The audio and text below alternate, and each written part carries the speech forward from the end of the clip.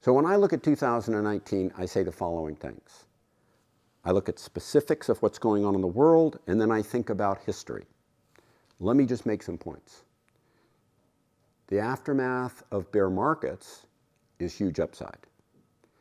The aftermath of the average correction in the history of the S&P 500 going back to 1926 is 12 months moving forward that on a price-only return is 34% in 12 months.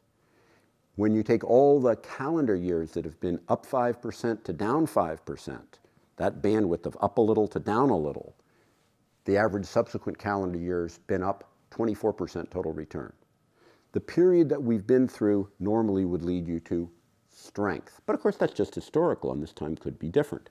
When I look at the world now, I can say the following things. I can say GDP-weighted global loan growth is very strong at 7%. The broad quantity of money is growing at about 6.5% in a world where real GDP inflation adjusted is growing at about 2%.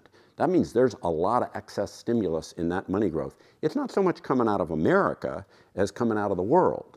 When I look at otherwise fundamental features, the wiggles in the economy as a whole, which frighten some people right now because there's been some downside wiggle, are the same magnitude as we have seen many times before in this long expansion.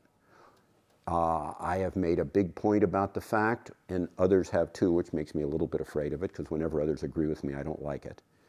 But I've made a big point about the fact that this is to be the third year of a president's term. We haven't had a negative third year of an American's president term in the S&P 500 since 1939, which was only down 0.9% as World War II was starting.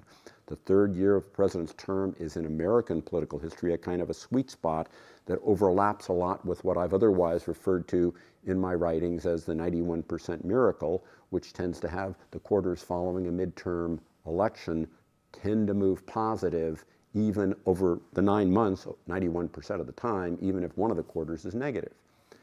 I do believe that 2019 will see a strong year, and therefore I'm pretty optimistic, and I think a little bit going back to Franklin Roosevelt's famous saying, as we look right now, right here at 2019 in the middle of December, that the only real thing to fear is the fear that we all have ourselves.